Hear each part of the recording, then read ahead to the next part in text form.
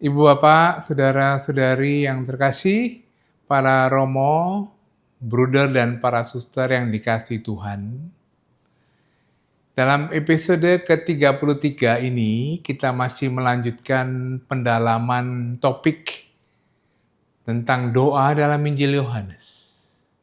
Secara khusus, Bapak Kardinal mengajak kita untuk mendalami secara lebih tentang siapa itu Roh Kudus dan apa peran Roh Kudus. Ternyata, dalam Injil Sinoptik dan dalam Injil Yohanes terdapat perbedaan peran, perbedaan makna Roh Kudus. Dalam Injil Yohanes, Roh Kudus diberi peran yang lebih besar, diberi nama yang berbeda-beda. Dalam Injil Yohanes, Roh Kudus sungguh-sungguh menjadi andalan kita dalam doa. Dikatakan bahwa Yesus adalah tempat kediaman Roh Kudus. Hal ini tampak dalam peristiwa pembaptisan, di mana Roh Kudus tercurahkan dan tinggal dalam Yesus.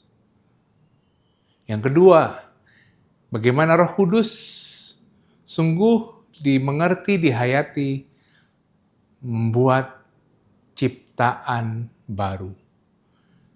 Roh Kudus dengan inspirasinya selalu memberikan kebaruan. Dan dalam Injil Yohanes itu sangat ditekankan. Sangat menarik ulasan kali ini, karena itu selamat mendengarkan, selamat merenungkan, dan selamat berdoa.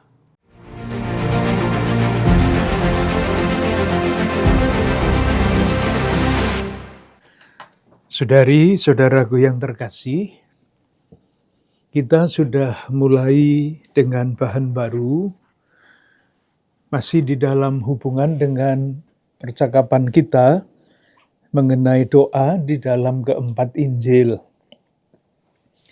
Di kita memang percakapan kita ini lebih-lebih berupa pengetahuan.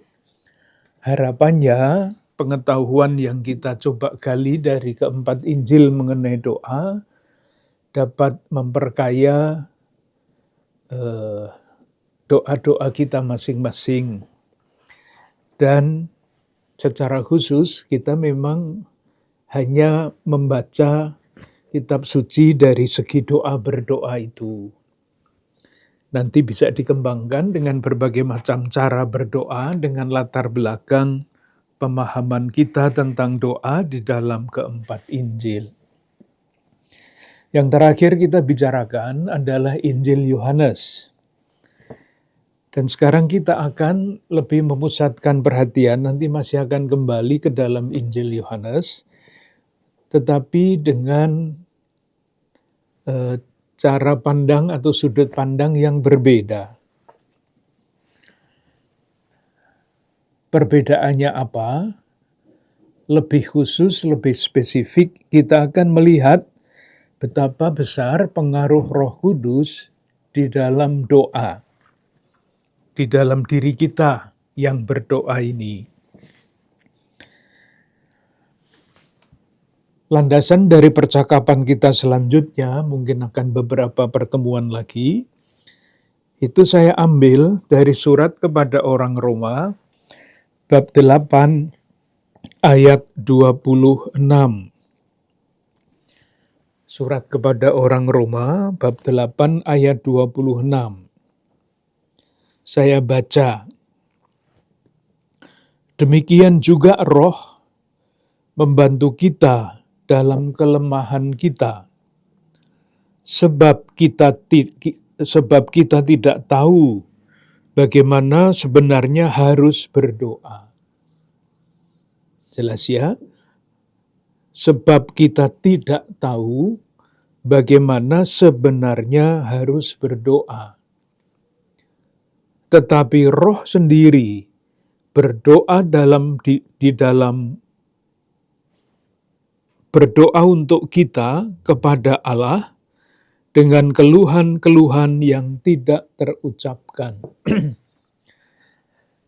Maksudnya secara kalimat jelas, kita tidak bisa berdoa, tidak mampu, tetapi Roh sendiri berdoa untuk kita kepada Allah.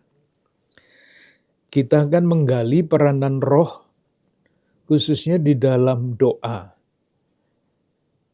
Itu tema percakapan kita selanjutnya.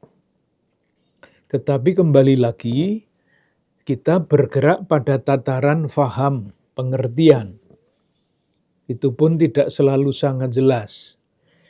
Karena yang namanya bahasa manusia, pikiran manusia pasti tidak bisa sampai kepada misteri ilahi. Dalam hal ini adalah peranan Roh Kudus di dalam kehidupan kita, di dalam kehidupan gereja. Yang kita tahu dari ajaran gereja resmi, yaitu bahwa roh itu mempunyai peranan yang sangat penting di dalam usaha kita secara umum memahami kitab suci. Bahkan yang menentukan Alkitab atau buku ini menjadi kitab suci, itu adalah gereja yang dipimpin oleh roh. Dan kalau mau lebih jauh ke belakang, para penulis kitab suci, entah itu kitab suci Injil, kisah, surat-surat Paulus atau yang lain, mereka adalah manusia biasa, seorang pengarang yang mempunyai gagasan-gagasan tertentu.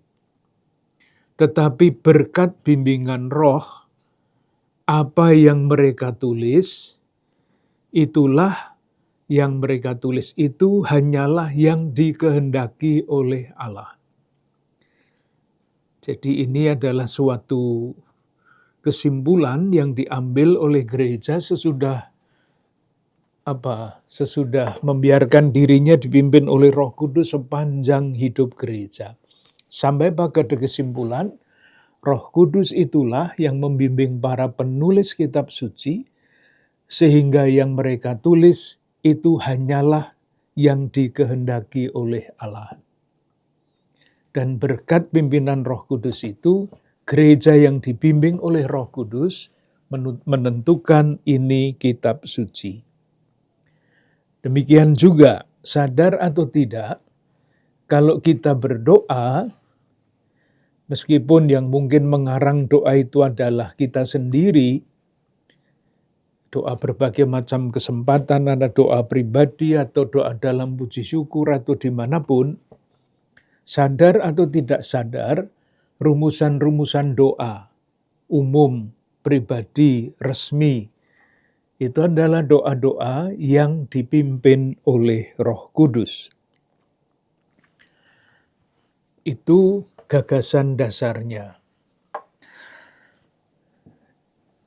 Nah, atas dasar itu, untuk menggali peranan Roh Kudus di dalam doa-doa kita ingin kembali lagi mengutip beberapa teks kitab suci, baik perjanjian lama maupun perjanjian baru, Injil-Injil yang sinoptik, 3 Injil itu, tetapi nanti lebih-lebih kita akan memusatkan perhatian kita pada Injil Yohanes.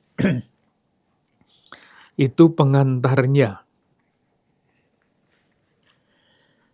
Sekarang kita lihat langkah demi langkah. Moga-moga saya dapat menyampaikan apa yang saya siapkan, saya pikirkan, sehingga menjadi mudah diikuti oleh semua. Perbandingan antara Injil sinoptik dan Injil Yohanes dalam hal peranan Roh Kudus. Kalau kita ingat kembali membaca Injil-Injil sinoptik, kita juga melihat ada peranan Roh Kudus di dalam Injil-Injil itu.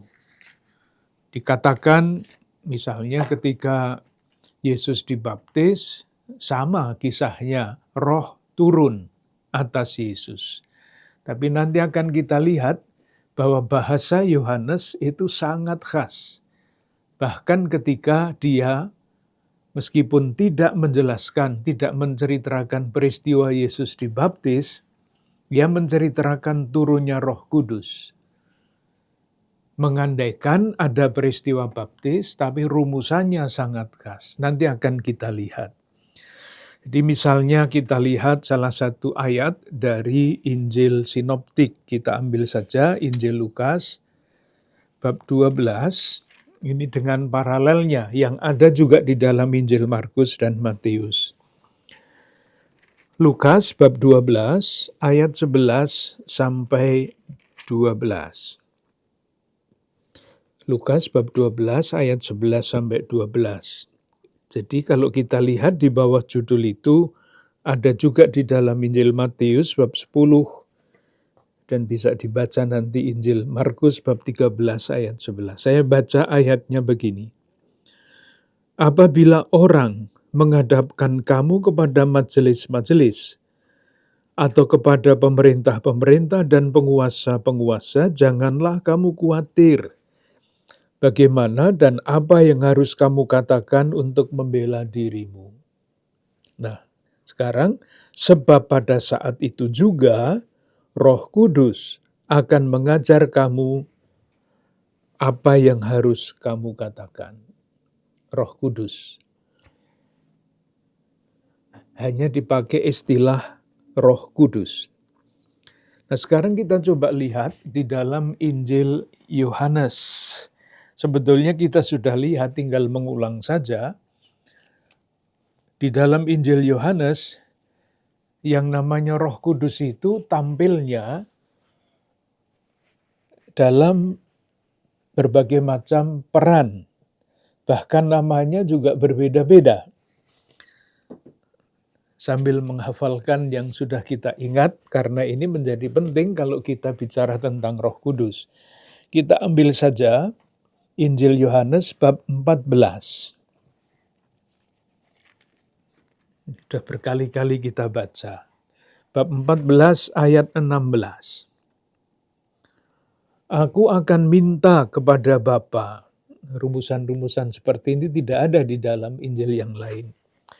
Aku akan minta kepada Bapa, dan Ia akan memberikan kepadamu seorang penolong yang lain. Waktu itu kita sudah melihat bahwa yang namanya penolong yang dimaksudkan adalah Roh Kudus dalam peran tertentu.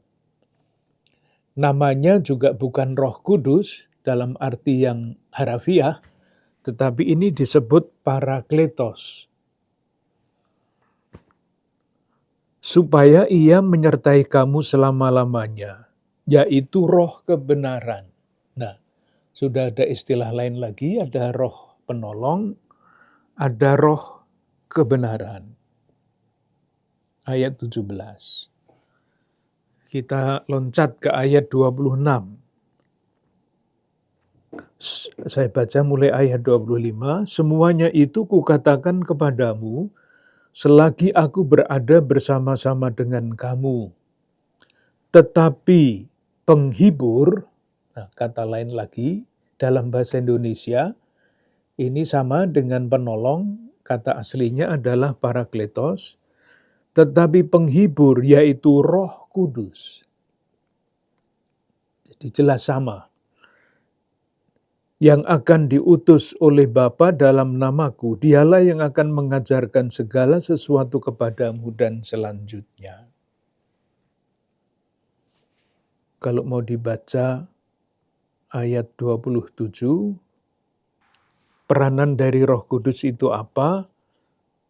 Yohanes bab 14 ayat 27. Damai sejahtera kutinggalkan bagimu dan selanjutnya.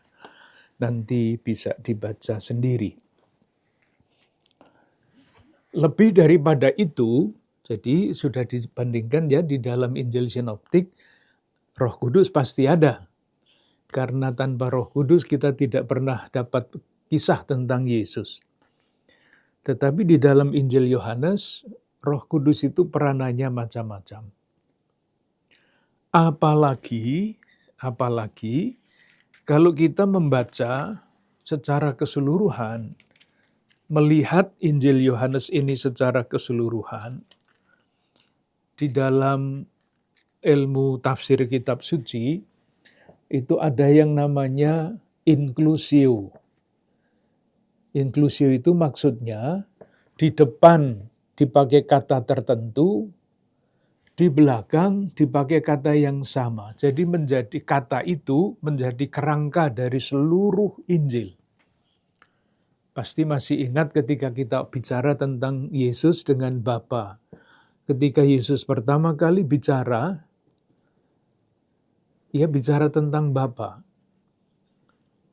Kepada orang tuanya yang mencari dia, ia mengatakan, "Apakah kamu tidak tahu bahwa aku harus berada di rumah Bapakku?" Bapa itu pilar pertama, pilar awal. Nah, ketika Yesus wafat, itulah kata-kata yang terakhir yang diucapkan di salib. Yesus mengatakan, "Ya Bapa," pakai Bapa lagi. Jadi itu pilar akhir. Jadi di tengah ini adalah perjalanan Yesus menuju kepada Bapa. Nah, demikian juga di dalam Injil Yohanes yang seringkali tidak kita perhatikan. Di mana itu pilar pertamanya? Pilar pertamanya ada pada bab 1 ayat 32 sampai 33. Saya baca. Dan Yohanes memberi kesaksian katanya, "Aku telah melihat Roh turun dari langit seperti merpati, dan ia tinggal di atasnya." Ini kan di balik ini kita dapat merasakan ini adalah peristiwa baptisan Yesus yang tidak diceritakan oleh Yohanes. Tentu ada alasan macam-macam. Kalau Yohanes tidak menceritakan peristiwa pembaptisan Yesus, tetapi jelas, "Aku telah melihat Roh turun dari langit seperti merpati dan tinggal di atasnya." Itu pilar pertama, bicara tentang Roh Kudus. Pilar akhirnya, Yohanes bab 20 ayat 22. Bab 20 ayat 22. Apa yang dikatakan, apa yang disampaikan oleh Yesus ketika ia menampakkan diri? Bab 20 ayat 22. Dan sesudah berkata demikian, ia menghembusi mereka dan berkata, "Terimalah Roh Kudus." Jadi jelas sekali, ketika awal Roh Kudus itu turun ke atas Yesus dan tinggal di dalamnya, di dalam diri Yesus. Ketika Injilnya berakhir, hampir berakhir tentu saja, dikatakan terimalah Roh Kudus. Itulah yang namanya dalam bahasa teknis, nanti kalau membaca buku kitab suci, itulah yang dimaksudkan dengan inklusio. Jadi ada 2 ayat, awal dan akhir.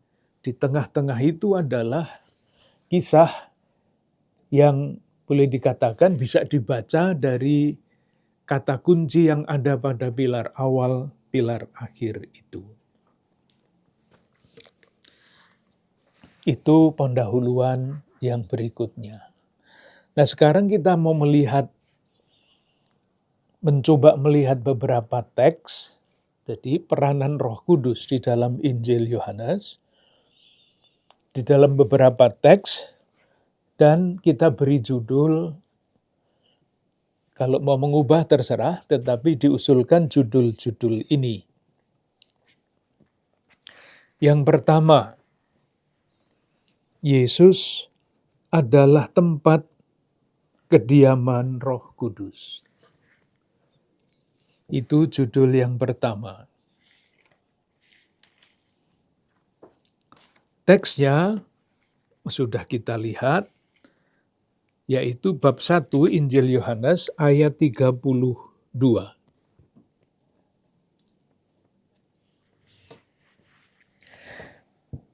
Kita perhatikan ayat 32 dan 33.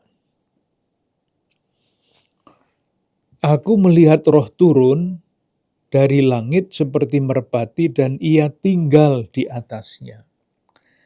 Kata tinggal menjadi sangat penting di dalam Injil Yohanes selanjutnya. Nanti akan kita lihat. Pada ayat 33 diulang lagi.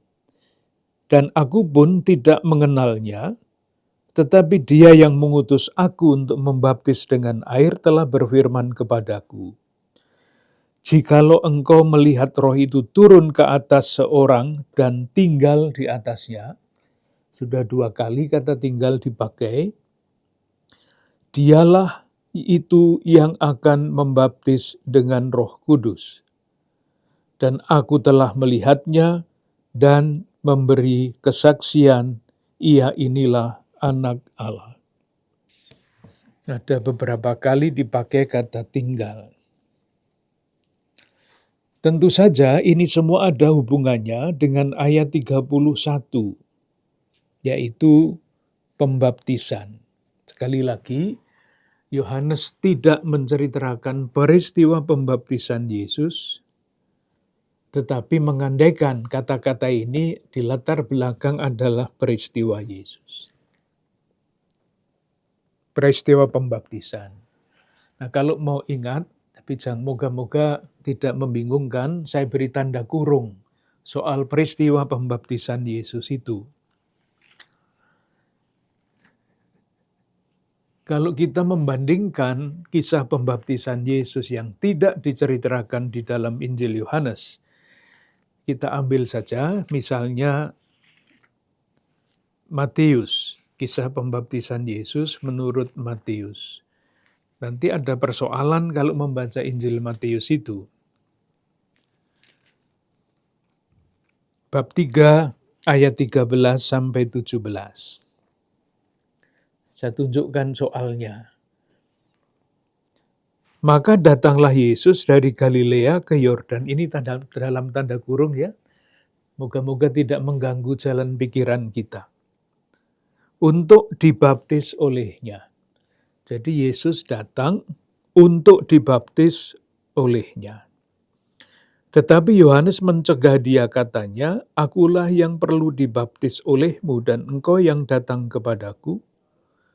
Lalu Yesus menjawab, katanya kepadanya, biarlah hal itu terjadi karena demikianlah sepatutnya kita menggenapkan seluruh kehendak Allah. Ada masalah di sini, ada tersembunyi. Yohanes Pembaptis itu membaptis demi apa? Demi pengampunan dosa. Nah, kalau Yesus dibaptis oleh Yohanes, itu logikanya jadi Yesus berdosa. Begitu kan? Nah, ini tentu menjadi skandal di dalam gereja. Masa Yesus yang sama dengan manusia kecuali dalam hal dosa dibaptis oleh Yohanes yang membaptis demi pengampunan dosa. Ini ada masalah teologi, masalah kristologi di balik kalimat ini. Masalah itu dihindari oleh Lukas. Coba kita baca kisahnya Lukas. Lukas menyembunyikan masalah itu dengan mengubah rumusan kalimatnya. Jadi jangan bertanya siapa yang benar di dalam hal ini, Yohanes atau Lukas atau Matius, itu bukan pertanyaan. Ini semua adalah kristologi.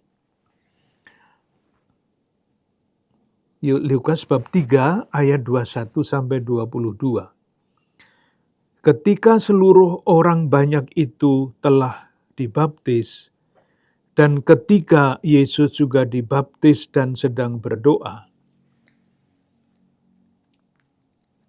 Tadi rumusannya di dalam Injil Matius, Yesus datang kepada Yohanes untuk dibaptis. Sementara di dalam Injil Lukas, peristiwa Yesus dibaptis itu hanya keterangan waktu. Ada kata ketika di situ. Ketika seluruh orang banyak itu telah dibaptis, dan ketika Yesus juga dibaptis dan sedang berdoa, terbukalah langit. Pokok kalimatnya bukan pada baptisan, tetapi pada terbukalah langit. Sangat berbeda. Karena ada apa? Karena Lukas rupanya mau menghindari masalah yang bisa muncul ketika membaca kisah pembaptisan menurut Matius. Yohanes tidak menceritakan peristiwa pembaptisan itu untuk menghindari segala macam masalah. Tetapi pasti peristiwa Yesus dibaptis itu ada, terjadi, karena di dalam Injil Yohanes yang tidak bercerita tentang pembaptisan Yesus, inti dari pembaptisan Yesus itu ada. Aku telah melihat roh turun dari langit seperti merpati. Ini kan persis peristiwa pembaptisan. Itu soal peristiwa pembaptisan. Nah, Yesus sendiri yang dibaptis itu, silahkan lihat bab 1 ayat 33, dikatakan oleh Yohanes begini, Aku pun tidak mengenalnya, tetapi dia yang mengutus aku untuk membaptis dengan air, telah berfirman kepadaku, jikalau engkau melihat roh itu turun ke atas seorang dan tinggal di atasnya, dialah itu yang akan membaptis dengan Roh Kudus. Membaptis dengan Roh Kudus. Kita coba lihat Roh Kudus itu hubungannya dengan Yesus apa? Tadi dikatakan pada ayat-ayat yang sudah kita baca, Roh turun dan tinggal di dalam dirinya. Tinggal di dalam diri Yesus. Sekarang kita lihat beberapa ayat yang lain masih dalam Injil Yohanes. Nanti kalau perlu kita lihat dalam teks-teks yang lain. Silakan lihat Yohanes bab 3 ayat 34. Yohanes bab 3 ayat 34. Kita masih mau memperluas pemahaman kita mengenai roh yang tinggal di dalam diri Yesus. Sebab siapa yang diutus Allah, dialah yang menyampaikan firman Allah. Karena Allah mengaruniakan rohnya dengan tidak terbatas. Bahasanya seperti itu, Allah mengaruniakan rohnya secara tidak terbatas.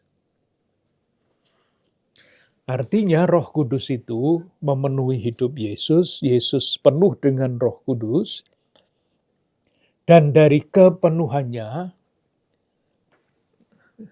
bolak-balik teks ya, tidak apa-apa, supaya kita bisa nyambung-nyambung gagasannya. Ayat 16 bab 1, karena dari kepenuhannya, kita semua telah menerima kasih karunia demi kasih karunia. Di kata penuh menjadi sangat penting, tinggal, Roh Kudus tinggal di dalam diri Yesus, itu artinya Yesus dipenuhi oleh Roh Kudus, apapun bayangannya, seluruh gerak hidup Yesus didorong, dibimbing, dijiwai oleh Roh Kudus, dan karena Yesus mempunyai kepenuhan Roh Kudus, ayat 16 bab 1, karena dari kepenuhannya, kita semua telah menerima kasih karunia demi kasih karunia. Coba kita lihat apakah ada teks-teks lain dalam kitab suci yang berbicara tentang kepenuhan itu. Kita lihat surat kepada jemaat di Kolose. Surat kepada jemaat di Kolose, bab 1 ayat 19. Karena seluruh kepenuhan Allah berkenan diam di dalam Dia. Kepenuhan lagi. bab 2 ayat 9. Sebab dalam dialah berdiam secara jasmaniah seluruh kepenuhan Allah. Jadi moga-moga jelas, judul kita adalah Yesus adalah tempat kediaman Roh Kudus. Yang menggarisbawahi itu adalah kata Roh Kudus tinggal, kemudian di dalam diri Yesus tampak kepenuhan Allah. Didukung oleh teks yang lain dari surat kepada orang Kolose bab 1 ayat 19, bab 2 ayat 9. Nah, kalau Yesus itu seperti itu, lalu kita lihat bahwa Yesus itu juga membaptis. Ternyata Yesus itu membaptis. Dari mana itu disimpulkan? Bukan spekulasi, itu teks mengatakan demikian. Yohanes bab 3 ayat 25 dan 26. Maka timbullah perselisihan di antara murid-murid Yohanes dengan seorang Yahudi tentang penyucian. Lalu mereka datang kepada Yohanes dan berkata kepadanya, "Rabi, orang yang bersama dengan engkau di seberang sungai Yordan, dan yang tentang dia engkau telah memberi kesaksian, dia membaptis juga, dan semua orang pergi kepadanya." Jadi Yesus membaptis. Yang menceritakan ini hanya Yohanes, yang lain-lain tidak. Tetapi bukan itu yang paling penting. Nah, sekarang yang menjadi lebih penting adalah kalau Yesus membaptis, ia membaptis dengan Roh Kudus. Siapa yang dibaptis oleh Yesus? Dialah murid-murid Yesus yang dilahirkan kembali berkat pembaptisan dari air dan Roh Kudus. Itu dapat kita lihat pada bab 3 ayat 3 dan ayat 5. Yohanes bab 3. Yesus menjawab katanya, "Aku berkata kepadamu, sesungguhnya jika seorang tidak dilahirkan kembali, ia tidak dapat melihat kerajaan Allah." Nah, caranya bagaimana dilahirkan kembali itu? Ayat 5. Aku berkata kepadamu, sesungguhnya jika seorang tidak dilahirkan dari air dan Roh, ia tidak dapat masuk ke dalam kerajaan Allah. Ini kan dua ayat paralel ya. Isinya sama. Lahir kembali, ayat 3, kerajaan Allah, frase terakhir. Ayat 5, baptis lahir dari air dan Roh, masuk ke dalam kerajaan Allah. Jadi baptis itu sama dengan lahir kembali. Dengan demikian, menjadi murid itu artinya apa? Kalau kita renungkan kalimat-kalimat yang tadi kita kutip dari beberapa teks, menjadi murid Yesus itu berarti lahir kembali, itu berarti masuk dalam perjalanan masuk ke dalam kerajaan Allah. Konkretnya apa? Yang konkretnya susah dibayangkan, tetapi konsepnya adalah orang yang menjadi murid Yesus, seperti Yesus dipimpin oleh Roh di dalam perjalanan. Perjalanannya kemana? Masuk ke dalam kerajaan Allah. Tetapi kerajaan Allah itu adalah tempat Roh Kudus itu bersemayam, atau ke Allah itu bersemayam, Roh bersemayam secara penuh, Allah dalam kepenuhannya ada di dalam diri Yesus. Seorang murid berkat bimbingan Roh Kudus itu berjalan menuju tanda petik, tinggal di dalam diri Yesus.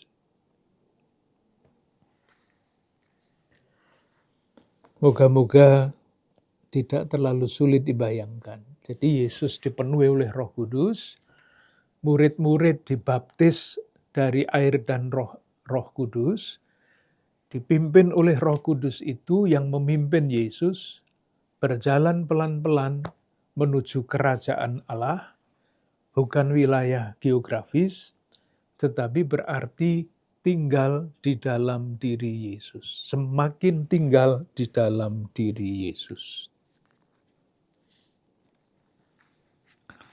Mungkin baik kalau kita lihat sebagai pembanding, gagasan ini bisa dibaca, coba dilihat. Surat kepada orang Roma, bab 8 ayat 14. Jadi gagasannya murid dipimpin oleh Roh Kudus untuk tinggal di dalam diri Yesus. Bab 8, surat kepada orang Roma ayat 14. Semua orang yang dipimpin Roh Allah adalah anak Allah. Semua orang, murid-murid Yesus tentu saja, yang dipimpin Roh adalah anak Allah. Kita coba lihat satu lagi. Surat kepada orang Galatia, bab 4, ayat 6 dan 7. Dan karena kamu adalah anak, maka Allah telah menyuruh roh anaknya ke dalam hati kita yang berseru, ya Aba, ya Bapa. Moga-moga gagasannya tidak terlalu membingungkan. Dengan gagasan seperti itu, kita dapat memahami urut-urutan kisah di dalam Injil Yohanes. Jadi kita mengandaikan, atau dulu sudah kita bicarakan ketika kita percakapan kita mengenai introduksi di dalam kitab suci ke dalam kitab suci, bahwa seorang penginjil itu adalah seorang pengarang yang menyusun kisahnya dengan sengaja disusun seperti itu dengan maksud tertentu. Coba kita lihat, tadi sudah kita baca berkali-kali ya, bab 1 ayat 32. Kata tinggal. Aku telah melihat roh turun dari langit seperti merpati dan ia tinggal di atasnya. Nah, kisah ini disusul dengan apa? Persis di bawahnya, persis selanjutnya. Panggilan murid-murid Yesus yang pertama. Kisahnya menarik. Jadi dua murid pertama itu adalah murid-murid Yohanes. Kita baca ayat 35 dan selanjutnya. Sampai dengan ayat 39. Pada keesokan harinya, Yohanes berdiri di situ pula dengan 2 orang muridnya. Dan ketika ia melihat Yesus lewat, ia berkata, lihatlah anak domba Allah. Kedua murid itu mendengar apa yang dikatakan itu, lalu mereka pergi mengikuti Yesus. Tetapi Yesus menoleh ke belakang, ia melihat bahwa mereka mengikuti dia lalu berkata kepada mereka, apakah yang kamu cari? Nah, sekarang coba perhatikan kata-kata yang dipakai. Kata mereka kepadanya, Rabi, artinya guru, di manakah engkau tinggal? Ini kata tinggal menjadi penting. Bukan hanya tinggal rumahmu di alamat mana, bukan itu nanti maksudnya. Ia berkata kepada mereka, marilah dan kamu akan melihatnya. Mereka pun datang dan melihat di mana ia tinggal. Dan hari itu mereka tinggal bersama-sama dengan dia. Dengan demikian, kata tinggal itu menjadi penting. Ayat 38, Pertanyaannya adalah, Guru, di manakah engkau tinggal? Ini nanti kalau kita terus berjalan dalam percakapan kita, itu akhirnya tinggal dalam Yesus. Bukan sekedar tinggal di rumah Yesus, tinggal dalam Yesus. Kata yang dipakai spesifik, dipakai dengan sengaja untuk mengajak pembaca Injil Yohanes sampai kepada undangan untuk tinggal bersama-sama dengan Yesus itu. Urut-urutannya sangat jelas. Itu yang keberapa tadi ya? Yang pertama judulnya adalah Yesus tempat kediaman Roh Kudus. Satu judul lagi. Ambil saja ini yang kedua ya. Nomornya nanti bisa berganti-ganti di tengah jalan. Ciptaan baru. Ciptaan baru.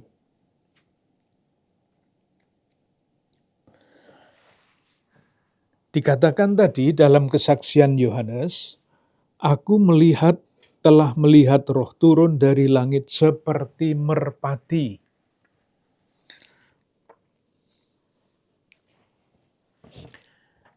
Merpati ini mengingatkan pembaca Injil Yohanes kepada peristiwa apa? Nanti berbeda Roh turun ketika Pentakosta. Itu bentuknya atau wujudnya, lambangnya tidak merpati lagi. Lain. Lidah api, angin kencang. Nah, ketika kita berbicara atau berjumpa dengan kata merpati di dalam kitab suci, artinya banyak. Salah satunya adalah mengingatkan kita akan kisah penciptaan. Kitab Kejadian, bab 1, ayat 2. Belum ada merpatinya di sini. Merpatinya baru muncul pada bab 8 nanti. Tetapi bahwa wujudnya adalah burung. Saya baca ayat 2, bumi belum berbentuk dan kosong. Gelap gulita menutupi samudera raya, dan Roh Allah melayang-layang di atas permukaan air. Silakan memperhatikan kalimat ini, bumi belum berbentuk dan kosong. Jadi pertanyaannya, buminya sudah ada atau belum? Rumusannya begitu itu, bumi belum berbentuk. Jadi buminya sudah ada atau belum? Ya jawabannya sudah, hanya belum berbentuk dan kosong, gelap. Ini adalah konsep penciptaan menurut pemikiran Semit yang ada di balik kitab Kejadian ini. Kalau kita membaca Injil Yohanes, konsepnya berbeda mengenai penciptaan. Kita baca Injil Yohanes, bab 1 ayat 3. Segala sesuatu dijadikan oleh Dia, dan tanpa Dia tidak ada satupun yang telah jadi dari segala yang telah dijadikan. Tidak ada suatu pun. Itulah yang sering diberi judul dengan istilah creatio ex nihilo. Jadi dulunya tidak ada apa-apa, lalu ketika penciptaan semuanya menjadi ada. Sementara konsep dari kitab Kejadian ini berbeda, yaitu bukan semuanya, tetapi dikatakan bumi belum berbentuk dan kosong. Belum berbentuk itu dalam bahasa lain, dalam bahasa Kamus Besar Bahasa Indonesia, alam bancuh, kacau balau. Lambangnya adalah gelap dan kosong. Dan pada waktu itu, Roh Allah melayang-layang. Nah, turunnya merpati dalam bentuk roh. Jadi di dalam kitab Kejadian bab 1 ayat 2, roh Allah melayang-layang. Di dalam peristiwa yang diceritakan oleh Yohanes, Roh Kudus dalam wujud burung merpati. Ini kalau dua kalimat ini dijejerkan, jadi Roh Kudus itu seperti burung merpati yang melayang-layang ketika bumi ini dijadikan. Dari situ kita sampai kepada kesimpulan atau diajak untuk mengambil kesimpulan dengan cara berpikir Yohanes bahwa roh yang turun ini membuat ciptaan yang lama, yang kacau balau itu, gelap, kosong, menjadi ciptaan baru. Allah berfirman, lambangnya adalah Roh Kudus yang melayang-layang, seperti atau sejajar atau serupa dengan Roh Kudus yang turun dalam bentuk burung merpati. Dari kekacauan menjadi keberaturan. Yang berikutnya, kalau kita mau membaca secara eksplisit di mana burung merpati ada di dalam peristiwa yang diceritakan dalam kitab Kejadian, nanti silahkan membaca kitab Kejadian bab 8 ayat 6 sampai 12. Jadi roh yang melayang-layang itu adalah ciptaan yang semuanya nanti baik adanya. Tapi kemudian dirusak oleh dosa. Dosanya sudah kita sering sampaikan. Sesudah jatuhnya manusia pertama, diberi janji lagi. Kain membunuh adiknya Abel, diberi janji baru lagi. Lalu ada dosa manusia yang hebat itu, dihukum dengan air bah. Nah, sekarang ketika air bah itu sudah surut, apa yang dipakai sebagai lambang bahwa bahwa ciptaan yang rusak itu sudah pulih kembali. Lambangnya merpati.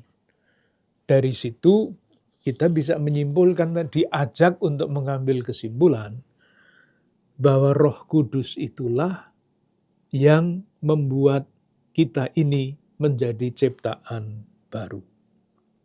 Moga-moga tidak terlalu sulit membayangkannya. Jadi kita tidak diajak berpikir secara logis dengan premis lalu kesimpulan, enggak. Tetapi asosiatif. Ada burung merpati, ada roh. Kitab Kejadian ada roh yang melayang-layang. Dengan demikian, Roh Kudus itu adalah Dia yang membuat ciptaan. Semuanya baik adanya. Ketika semuanya jatuh, ada merpati pada bab 8 yang dipakai oleh Nuh untuk menjajal. Ini buminya sudah pulih atau belum? Ciptaan Allah sudah pulih atau belum? Sudah, dengan burung merpati juga. Dengan demikian kesimpulan kita asosiatif. Dengan demikian Roh Kudus itu yang memulai, yang mengawali ciptaan baru itu. Kita bisa membaca juga teks-teks Perjanjian Lama.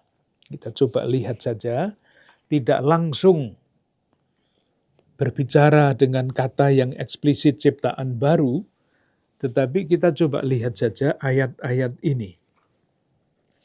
Tidak mudah, nanti coba dijelaskan supaya kaitannya kurang lebih, moga-moga sekurang-kurangnya menjadi jelas. Kitab Nabi Yeremia, bab 2, ayat 2. Ini kalau dibaca begitu saja pasti tidak jelas. Tapi kita coba lihat.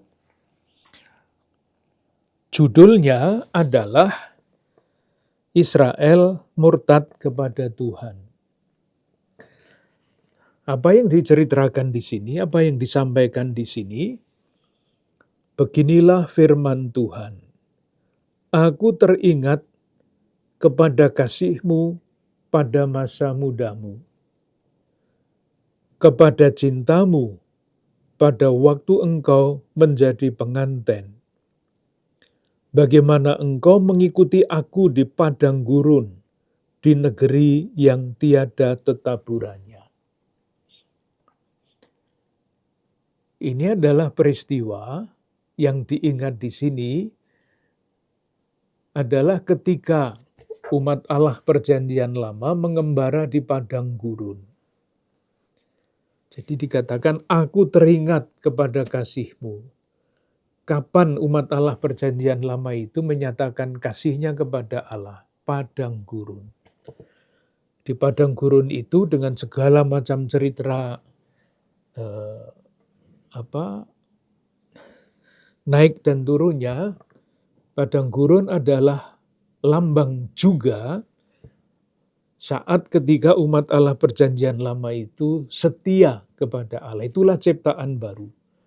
Dari perbudakan Mesir dibawa menuju tanah terjanji pada suatu periode mereka setia. Di periode lain tidak setia, maka ketika mereka tidak setia, dikatakan, aku ingat kepada kasih-Mu pada masa mudamu. Moga-moga jelas. Ciptaan baru yang dibawa oleh Allah menuju tanah terjanji. Satu teks lagi. Kitab Ulangan. Bab 32. Ayat 11 dan 12. Laksana Raja Wali, ngegoyang bangkitkan isi sarangnya, melayang-layang di atas anak-anaknya, mengembangkan sayapnya, menampung seekor, dan mendukungnya di atas kebaknya, demikianlah Tuhan sendiri menuntun dia, dan tidak ada Allah asing menyertai dia. Jadi, jelas sekali, sekurang-kurangnya jelas, bahwa sebagai ciptaan baru yang memang dipanggil oleh Allah untuk menjadi umat-Nya yang kudus, kalau boleh dikatakan naik turunnya pengalaman umat Allah Perjanjian Lama itu diciptakan jatuh, diciptakan baru jatuh, diciptakan baru lagi jatuh. Tetapi Allah tetap setia menyertai umat-Nya, dan yang selalu jatuh itu selalu diciptakan secara baru lagi. Itulah karya Roh Kudus. Kita cukupkan di sini dulu, nanti kita lanjutkan.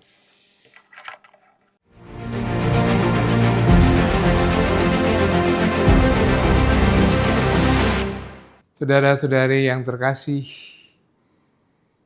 peran Roh Kudus begitu besar dan penting juga dalam Injil Yohanes sudah dijelaskan dalam episode ini. Creatio ex nihilo. Seperti kisah Kejadian bagaimana Allah menciptakan sesuatu dari yang gelap, kosong, menjadi terang dengan penuh ciptaan.